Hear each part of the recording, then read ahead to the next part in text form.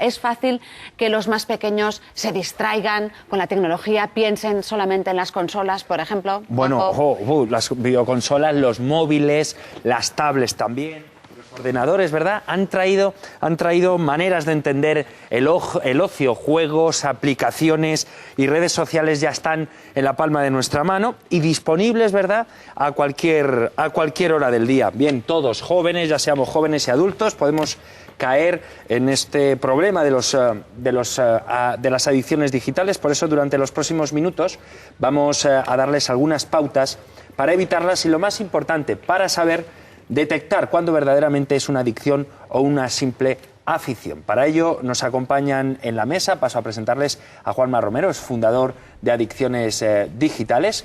En la actualidad dirige y presenta el programa de televisión española Emprende. Muy buenas tardes, bienvenido, Juanma. Buenas tardes, gracias. Saludamos también a Joaquín Nieto, es doctor, es médico, psiquiatra y profesor de psiquiatría de la Universidad de Murcia. Bienvenido. Hola, buenas tardes. Y por último saludamos a la mesa también a Ángel Turbi, profesor de psicología de la Universidad Católica de Valencia. Bienvenido. Hola, buenas tardes. Bueno, pues me gustaría arrancar con esta mesa un poquito para una pregunta para los tres. ¿Las adicciones digitales van a ser el problema al que se va a tener que enfrentar la sociedad? El problema está ya ahí, no creo que sea futuro, está ya presente, ¿no? Y lo que ocurre es que el tema de las adicciones, o el tema del mal uso, o el tema del abuso, pues es algo que quizás habría que precisar. Porque adicción es un término con connotaciones patológicas, y no todo el uso que se hace de las nuevas tecnologías tiene por qué ser patológico. Creo que ahí está un poco la clave. Ángel. Sí, vamos, exactamente, es un problema porque estamos en una era digital y es algo novedosa para nosotros, ¿no? Porque estamos con los nativos digitales, las nuevas generaciones son nativos digitales y quizás nosotros somos los inmigrantes digitales. Por lo tanto, todavía estamos aún buscando las vías para resolver este problema. Juanma. Yo creo que el término adicciones, en cuanto a lo digital, va a haber que cambiarlo un poco, incluso dejarlo de lado. ¿Por qué? Bueno, pues porque esto que es un teléfono móvil normal y corriente, con el que puedes desde chatear hasta mandar WhatsApp, whatsappear, como se dice ahora, entrar en tus redes sociales, etcétera, etcétera, lo tiene cualquier chaval. Eso no es una adicción, pero lo tienen todo el día. Yo creo que sigue sin ser una adicción. Lo que ocurre es que depende luego del uso que hagan de él. Quizás se convierta en adicción cuando un chaval, eso nos lo puede decir ahora mejor el Joaquín, que es psiquiatra, cuando un chaval de 15 años se le olvide el teléfono móvil en casa un día y al llegar al colegio tenga estrés y tenga ansiedad. Quizás en ese momento sí. Pero vamos a tener tal uso, de hecho lo tenemos ya, tal uso de la tecnología que se ha convertido en una parte más. Un chaval de 12 años es un nativo digital. Claro, quizás por esa razón, Juanma, claro, los jóvenes son más vulnerables a las adicciones digitales, sí, como comentaba, por ser nativos. Hay un corte de edad, digamos. Lo que ocurre es que cada vez la facilidad en el uso se produce a una edad más joven, pero pasa en general con cualquier tipo de sustancia con potencial adictivo. Las sustancias como el alcohol, como pues el conjunto de drogas, están ahí cada vez a una edad más temprana, y con la tecnología pasa igual. Y eso, hay una edad más vulnerable, o un conjunto de edades más vulnerables que hacen que la incidencia en ese sentido sea menor. Pero repito, en ese sentido sí habría que distinguir entre lo que es una adicción de lo que sería un uso problemático. ¿Y existen investigaciones sobre las consecuencias del uso de nuevas tecnologías? Sí, existen investigaciones. Lo que ocurre es que el tema de la investigación es relativamente novedoso, aunque esto empieza aproximadamente a finales de los 90, que por cierto el tema de adicción es un tema que viene de una broma. El psiquiatra Goldberg hace una intervención en la Asociación Psiquiátrica Americana y, bromeando con sus colegas, bueno, pues un poco formula lo que sería la adicción a Internet, ¿no?, en ese momento. Y eso tiene una amplia repercusión. Lo que es un principio lanza eso como broma, los medios de comunicación se hacen eco y entonces se empieza a hablar de la adicción a Internet, etcétera, ¿no? Luego, posteriormente, al año siguiente, la doctora Jung en Estados Unidos pues intenta establecer unos criterios para, digamos, ubicar el diagnóstico de adicción a Internet, y entonces habla de que sería pues como una mezcla, ¿no?, de los criterios diagnósticos actuales de las drogas o de la adicción a drogas, por un lado, y los criterios que tienen que ver con los trastornos del control de los impulsos. Entonces, bueno, pues se intenta hacer como una mezcla, digamos, ¿no? de ambos criterios, y esto se lanza. Entonces, pues bueno, hay finales de los 90, hasta ahora, pues todo ha proliferado mucho. De hecho, hay revistas especializadas en el uso de las tecnologías y su posible se puede lanzar connotación. como una broma, pero no lo es, porque uno de los espectadores nos dice que ha pasado la noche jugando al móvil. ¿Qué puede hacer? ¿Qué puede hacer? Pues bueno... Se pone nervioso cuando se queda sin cobertura. Eso es cierto, es decir, es como cualquier adicción, ¿no? Es decir, cualquier adicción química que conlleva un síndrome de abstinencia. Pues quizás en estas adicciones tecnológicas o en este uso desmedido de la tecnología lleva también esa irritabilidad o ese nerviosismo o ese estrés, como comentaba Juanma. ¿Qué puede hacer? Pues bueno, lógicamente habría que, a diferencia de las adicciones químicas, que quizás los que nos dedicamos a esto queremos la abstinencia más o menos total de esa sustancia, aquí hay que reeducar. Aquí lo importante, y siguiendo un poco los términos que decía Juanma también, es educar en el uso responsable de la tecnología. Las tecnologías son útiles, por lo tanto tenemos que educar en ellas. En este espectador que escribe, pues lógicamente tendría que reeducarse. Es decir, ¿cómo? Pues quizás al principio hay que eliminar esa sustancia, en este caso sería el objeto adictivo, para empezar un uso responsable, ¿no? Una enseñanza nueva de esa tecnología. Pero Juanma, ¿son los más vulnerables los jóvenes? Sí, son muy vulnerables. Piensa además que un chaval de 14 años, esta noche habrá habido cientos de miles en España, se han ido con el teléfono móvil en la mano y le han tenido toda la noche. Pues porque están esperando un WhatsApp, simplemente porque lo quieren tener, porque están escuchando música y luego no se dan cuenta de todas estas repercusiones. No estoy hablando de adicción en sí, sino de repercusión, por ejemplo, en el colegio. Si tú estás escuchando música toda la noche, lógicamente no descansas adecuadamente, llegas al colegio reventado. El otro día di yo una sesión a 3 clases de entre 11 y 14 años de chavales y me decían que muchos se acuestan con el móvil toda la noche, no en la mano ya, sino escuchando música y que hasta que se cae el móvil al suelo. Yo les explicaba que bueno, que eso está muy bien, si les gusta, que ellos tienen que decidir si lo que quieren es descansar e ir a clase y aprobar o si prefieren no aprobar y seguir escuchando la música. Es decir, nosotros no podemos impedirles que utilicen el móvil, porque es una cosa que está a la orden del día. ¿Pero dónde está ese equilibrio entre el uso y el control de las nuevas tecnologías? Mira, el control, por ejemplo, mis hijos, aunque a veces no lo cumplen, todo hay que decirlo, tienen obligación de dejar, tengo 6 hijos, la mayor 22, ya es una mujer, ya no hace falta hacérselo, pero a la de 12 sí, al de 17 no te quiero ni contar, tienen la obligación de dejar todas las noches el móvil en el mismo sitio, todos, para que yo vea que no están chateando. De todas formas, luego hay otras situaciones. Si mandan un WhatsApp, tú puedes ver a quién han estado conectados. Si se han estado conectados a la 1 de la madrugada, dices, aquí ha pasado algo. Si se meten en Twitter, pues tú, cuando mandan el último tuit, tú sabes a qué lo han enviado. O sea, que los padres también tenemos una forma de controlarles. ¿Qué ocurre? Que puede llegar tu hijo y quitarte de Twitter y te anula porque no quiere que le sigas. Ahí tienes 2 opciones, o te aguantas o haces como yo. Mi hijo Jesús me ha quitado de Twitter 3 veces porque a veces dice cosas inconvenientes que yo considero que no debe decir y le regaño, y entonces le he obligado a que me vuelva a dejar seguirle y a que me siga. Porque creo que mi primera responsabilidad como padre es intentar que sean personas sensatas, razonables, educadas y buena gente, y no que hagan lo que les dé la gana. Bueno, pues a examen la actitud de Juanma. ¿Ha hecho lo correcto? ¿Muchos padres a lo mejor se ven en esa misma situación?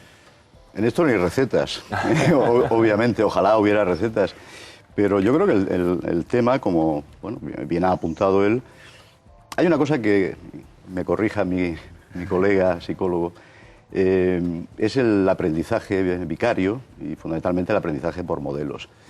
Y en ese sentido los padres son un modelo de referencia para los hijos, y entonces lo mejor, al menos en teoría, sería que las actitudes que los padres puedan generar en los hijos, estas actitudes les sirvieran como modelos para que ellos de alguna forma se identificaran con eso.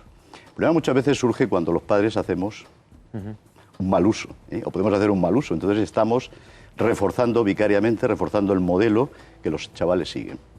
Y eso lo que pasa es que es difícil sustraerse, ¿no? En el ámbito de la sociedad actual, por ejemplo, lo comentábamos antes, ¿no? Es decir, pues, oye, el otro día me comentaba un compañero mío, me dijo, he conseguido ya dejarme el móvil una semana. Dice, y estoy muy bien y no he tenido ningún síndrome de retirada, ¿no? Quizás, bueno, pues ejercicios en ese sentido, ¿no? Y sustituir quizás también el uso, en este caso las nuevas tecnologías, como alternativa con otras actividades. Claro, ¿hay síntomas por las cuales estamos adictos A ver, al hay tema digital? síntomas o señales que dicen que algo está fallando, ¿no? Por ejemplo, como decía el espectador o como podemos comentar de algún hijo de juego, es decir, estar toda la noche escuchando música. No lo hacen, ¿eh? Eso no lo hacen. O algún otro. Creo. Escuchar toda la noche música, dormir con el móvil, volver a casa porque se te ha olvidado el móvil, o pedir un cargador porque se te ha descargado la batería del móvil, son signos de cierta problemática. Es decir, algo está fallando. Es decir, uno no puede vivir siempre pendiente de la tecnología y tener cargado el móvil. Es decir, sería un primer signo. Está claro que en esto, a diferencia de otras adicciones, podríamos ver el gasto económico. Por ejemplo, aquí, como existe hoy por hoy la tarifa plana, ahí, pues eso parece que es menos problema que otras adicciones, ¿no? Y por eso a veces no acuden a consulta los padres con sus hijos, porque parece que es un problema de casa y no un problema adictivo, cuando sí que lo es, y sobre todo las consecuencias. Nosotros, haciendo una encuesta hace unos años a una población escolar de primero de la ESO, decían que habían dejado de estudiar por jugar con el móvil o por jugar en la videoconsola, o que habían perdido horas de sueño, y estamos hablando de chicos y chicas en aquel tiempo de 10, 11 y 12 años. Eso es un problema, Y ahí, un poco, si Juanma lo había hecho bien o no, yo le tengo que felicitar y decirle que sí, desde mi opinión, ¿no? Es decir, yo creo que el padre, o los padres y las madres, una función, por supuesto que es educar, pero es supervisar. Bueno, las adicciones digitales pueden tener formas muy diversas. Hay quienes se enganchan a las redes sociales, otros a los videojuegos, pero uno de los abusos más perniciosos, tanto para la salud como para la economía, son los juegos con apuestas online a través de Internet. Bien, el testimonio de un joven que ha pasado por este calvario así lo corrobora. Como él mismo explica, después de tocar fondo, decidió buscar ayuda médica y seguir un tratamiento. Vean. Básicamente, cuando llegué aquí, pues me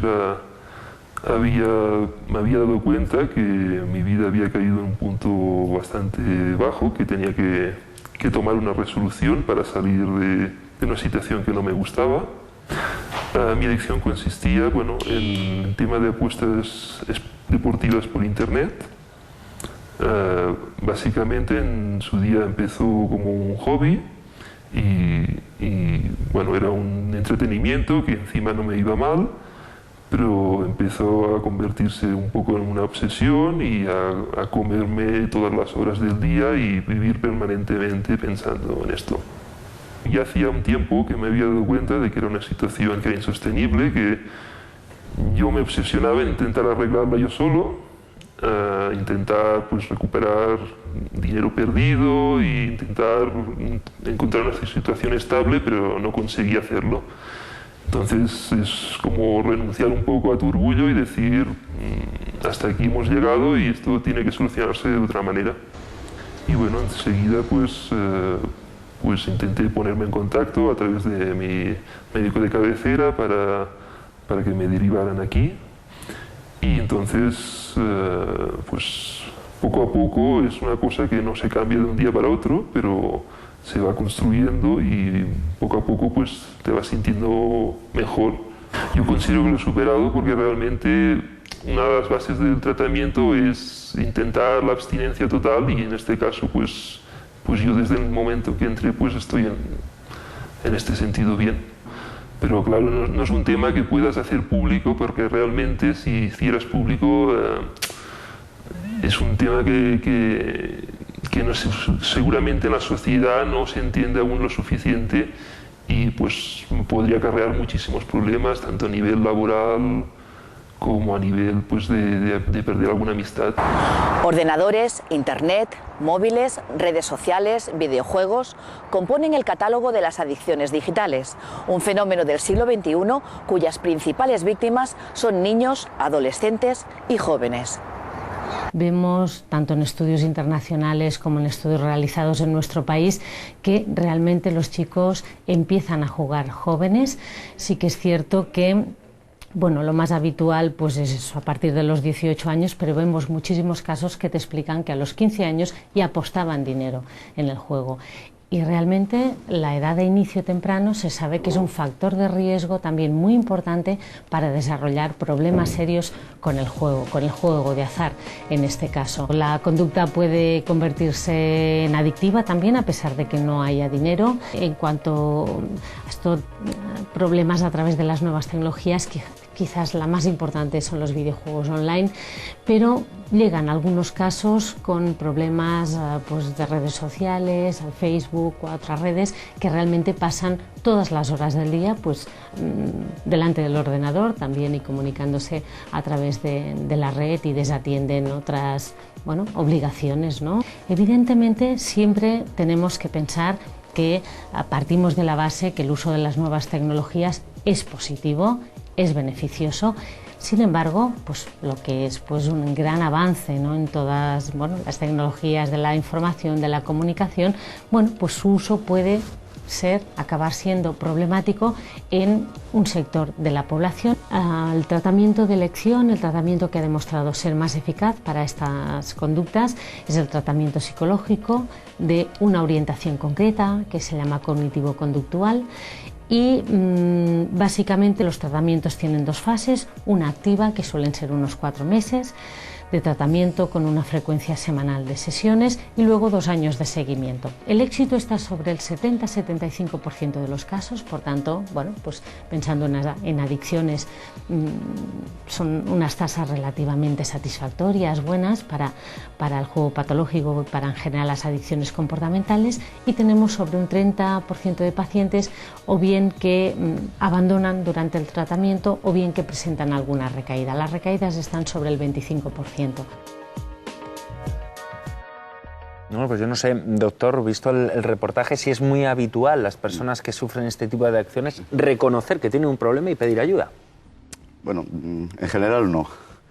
Lo que ocurre es que también, y hago un poco el inciso, retomando el tema al principio, cuando hablamos de patología, que serían trastornos mentales y del comportamiento, como tal, el término adicción a Internet no constituye una entidad clínica per se. De hecho, hay autores que han estudiado el tema, por ejemplo, Dave y June, que hablan de que el uso de Internet o el mal uso o el uso problemático tendría dos connotaciones, y fundamentalmente una serían individuos que ya tienen un problema psiquiátrico per se y que, es decir, el uso de las tecnologías despierta o eclosiona, digamos, ese trastorno de base. Y luego otro serían sujetos que tienen, pues digamos, una forma de ser, una personalidad específica, más o menos, y entonces el Internet serviría como vehículo para esto. Por ejemplo, esto de los trastornos del juego, adicción al sexo, la ciberadicción, es decir, toda una serie de alteraciones que sí entraríamos en lo patológico porque serían trastorno del control de los impulsos. Pero eso sería solamente una mediación, es decir, lo que hay debajo, digamos, sería lo realmente importante, el trastorno, y eso sería la cara, ¿eh? Es como, digamos, el iceberg, lo que sale. Y realmente, en ese sentido, cuando hay una enfermedad mental o un trastorno fuerte del comportamiento, es difícil que el sujeto reconozca, por definición. Pasa igual que en los casos de alcoholismo o los casos de adicción a drogas, que es muy difícil que el sujeto reconozca que tiene esa enfermedad. Evidentemente, cuando pasa el tiempo y la evolución, pues, y el problema ya se vuelve irresoluble, es cuando realmente se produce. Las personas de su entorno las que hacen saltar las alarmas. Sí, mira, imagínate, Juanjo, solo te dije ver, tú tienes un hijo de 12 años, imagínate que le dejas 3 horas con la Play y le dices, venga hijo, déjalo ya, que llevas 3 horas, pero papá, si acabo de empezar.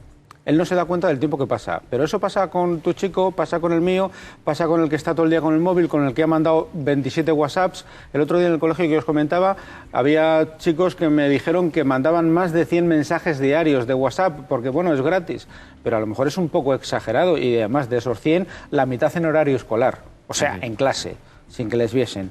Entonces, eso también tenemos que planteárnoslo un poco. Yo creo que ahí hay que tenerlo en cuenta. Y luego, en cuanto a lo que decíamos de las adicciones, al sexo, por ejemplo, podemos encontrarnos, imagino, Joaquín, con 2 adicciones. Por un lado, la adicción al sexo, y por otro lado, la adicción a la tecnología, que se juntan. Claro. Y entonces, la cosa, imagino, eso lo tiene que decir un psiquiatra o un psicólogo, yo no lo voy a decir, evidentemente, que es mucho más grave. Aquí tenemos 2. Claro, es decir, yo creo que es un concepto que ha puntualizado Joaquín, es decir, es el tema de la ciberadicción. No existe la adicción a Internet en general, ¿no? Hablamos siempre de la adicción a Internet. Existen las ciberadicciones. Y en este caso, como decía el reportaje, es el ciberjuego adictivo o el cibersexo adictivo, ¿no? Que se puede juntar las 2 adicciones comportamentales. Ahí es donde está el problema, ¿eh? Cuando se junta una adicción, digamos, comportamental junto a la tecnología, se agrava el problema, porque el acceso es mucho más fácil. Es mucho más complicado asistir a un casino físico y jugar porque tienes que dar la cara, tienes que dar tus datos, que meterte en tu casa en Internet, te conectas y con mínimas cantidades, que eso es un poco el enganche que tiene este tipo de juegos online, te vas enganchando al juego. Y realmente el tratamiento es ese cognitivo-conductual que decía la compañera psiquiatra en el reportaje también, parecido y muy semejante al de la ludopatía de toda la vida. Efectivamente, ese es el tema. Lo que ocurre también es que, es decir, el ciberespacio tiene unas características, unas connotaciones que convendrás conmigo, psicológicas, que tienen que ver pues un poco con lo que tú apuntabas, el anonimato, el tema de la representación de la propia personalidad, de la parcialidad, de jugar a personajes imaginarios. Es decir, todo esto es muy goloso, ¿no? Por ejemplo, el tema de los WhatsApp que tú antes has comentado. En el fondo, el otro día lo comentaba con un compañero psiquiatra y digo, estamos asistiendo en cierto sentido a una forma de narcisismo, ¿no? Es decir, el tema del anonimato, es decir, el devolver la imagen que el otro proyecta sobre ti, en el fondo tú la estás proyectando sobre ti mismo. Es el mito de Narciso. Al final te miras tanto en el tema que acabas por aislarte, ¿no? del resto. Y esto es una característica también de todo el conjunto, ¿no? De tecnologías. El ser o no ser. ¿Pueden ser entonces las redes sociales patológicas? Pueden conllevar una patología detrás. También depende del perfil, ¿no? Que aquí el doctor podría puntualizar mucho más. Hay perfiles, no todas las personas tienen un perfil como para generar una adicción. Hay gente con complejos físicos, con una baja autoestima, que le es más fácil conectar con el mundo desde el anonimato, inventándose su persona, porque no asume o no acepta la suya real, y desde ahí es más fácil generar una adicción. Claro, ese sería el perfil de las personas propensas a caer en adicciones. Claro, porque eso es decir, hay una predisposición, como antes comentábamos, ¿no? Y lo estaba apuntando también en ese sentido.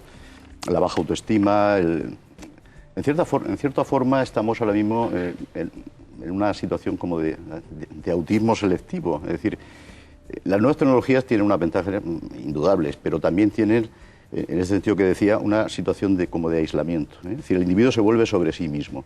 Esto que comentábamos, es decir, estás lo ves por la calle, en una terraza, sentados 4 adolescentes, o 4 universitarios, o 4 adultos, y están guaseando, y no saben muy bien si guasean entre ellos, guasean con fuera, pero cada uno está en lo suyo. Es una situación de aislamiento. Y ahí pues están proyectando fantasías, están proyectando toda una serie, posiblemente, de dificultades, y es poco sería como la válvula de escape. Lo que está claro es que todo eso está cambiando la forma de interrelación, porque eso es otra de las cuestiones, las relaciones sociales y la interrelación social, que yo creo que están haciendo más aislados a los sujetos, en general desde pequeños, pero también esto alcanza a los mayores, a los jóvenes y a las personas mayores. Es decir, hay una situación de aislamiento. En cierto sentido hablaríamos, a mi modo de ver, de un vacío existencial, ¿no? O sea, es un poco la angustia existencial volcada en las nuevas tecnologías. Y esto es algo que está ahí. Y lo que ocurre es que muchas veces son cuestiones de tipo inconsciente, no somos plenamente conscientes, y eso es una forma como de escape, de fuga. Claro, los jóvenes, supongo, Juanma, que tú estás más en contacto con ellos, lo viven de una forma natural. Para ellos es lo más normal del mundo estar 4 y cada uno a su bola, como dicen ellos. A su bola. Yo te puedo decir, el otro día en una charla que daba, me decía un padre que tenía 3 hijos, iban atrás en el coche los 3, y 2 de las hijas iban whatsappeándose entre ellas, estaban partiendo de risa, y los demás no sabían de qué iba la cosa. O sea, que se lo iban mandando por el móvil. Te puedo contar una anécdota rápida de cómo utilizan los hijos o cómo puede utilizar la gente la tecnología. Fue mi mujer a comprar a un gran centro comercial lo que fuese, y por cada 50 euros o 25, los que fuesen, le daban un reloj. Total, que se vino con 5 o 6 relojes a casa, iba con mi hija, Elena, que tenía 11 años entonces. Al día siguiente vamos en el coche los 3 y miro para atrás y le digo a mi hija, ¿qué haces, Elena? Estaba con el móvil. Dice, calla, papá, que es que estoy vendiendo los relojes que cogimos ayer. Pero bueno. Al día siguiente me llega con 35 euros del colegio. Mira lo que sacaba papá. ¿Y por qué? Porque tenía esto, que no tenía nada que hacer durante un rato, y la aprovechó. Es decir... Pero hay que vigilar un poco esos contenidos donde entran nuestros hijos. Por supuesto, y ¿no? Lo que hacen, o sea, yo tengo muchísimas luchas con alguno de mis hijos por lo que dicen en en Twitter porque están viendo un partido, aquí son casi todos donde estamos del Barça, allí son casi todos del Madrid, y cuando el árbitro pita contra el Madrid, dicen lo que sea de la madre del árbitro, y entonces hay que explicarles, oye, que es que la madre de ese señor es como poco tan santa como la tuya, y eso tienen que entenderlo. Claro, y eso pero quizás, Juanma, cuando vamos a esos comportamientos adictivos, como pueda ser la anorexia, ya son palabras mayores, y está afectando a muchas jóvenes de nuestro primero país. el acceso, ¿no?, y que tenemos a cualquier información buena y mala. Y el joven muchas veces no sabe discernir entre cuál es la positiva y cuál es la negativa. Y luego para ellos, como decía Juanma y como decías tú, Juanjo, esa naturalidad que tienen, para ellos es su realidad. Para nosotros quizás es una realidad virtual que no existe, pero para ellos es su realidad. Para nosotros sería la realidad física, la que tenemos ahí palpable. Para ellos es otra, ¿no? Por lo tanto, desde ahí tienen ese anonimato, que no es tan anonimato, que podríamos ver las consecuencias que tienen las redes sociales, no tanto en adicciones, sino en otros tipos de violencia que están generando ahora, por esa escasez de anonimato y por ese entrar a ciertas páginas que pueden conllevar a aprender ciertas cosas como cómo ser anoréxica, por decirlo así, ¿no? Es que es terrible, ¿no? Es decir, como el uso de las nuevas tecnologías también puede derivar en nuevos delitos. Claro, incluso. Esos son los daños colaterales, digamos, del tema.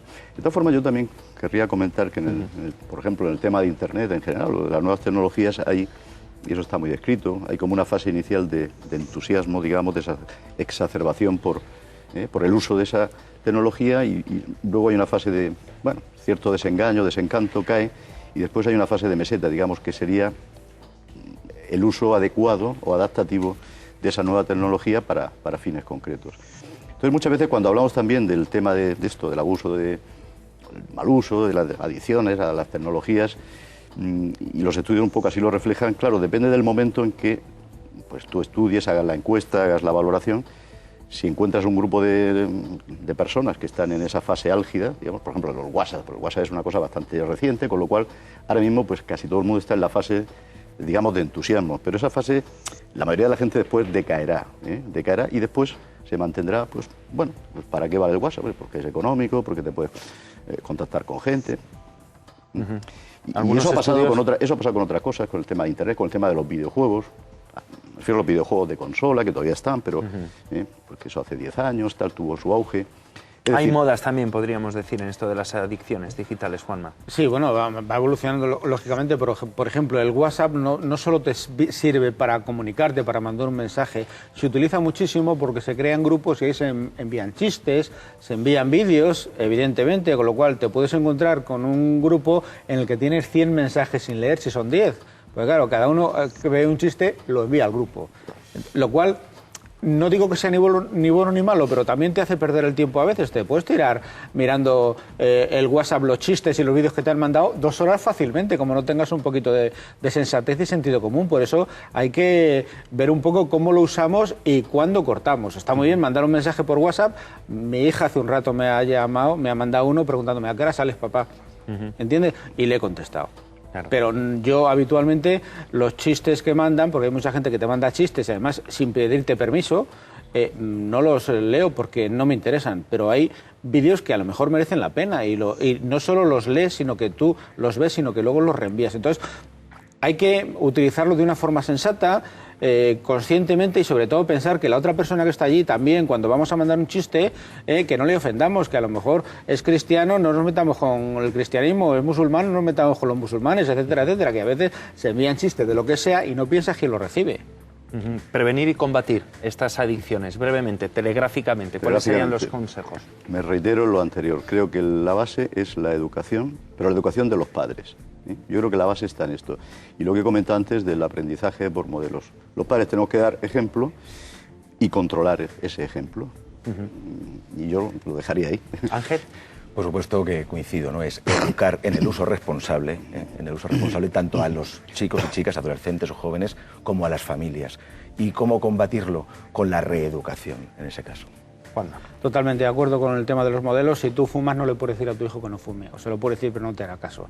Y luego, sentido común, pero sentido común de los padres, porque los hijos, nos guste o no les guste, no lo tienen. Bueno, pues aquí lo vamos a dejar. Juanma Romero, Joaquín Nieto, Ángel Turbín, muchísimas gracias por la visita. Suerte con las redes sociales. Gracias.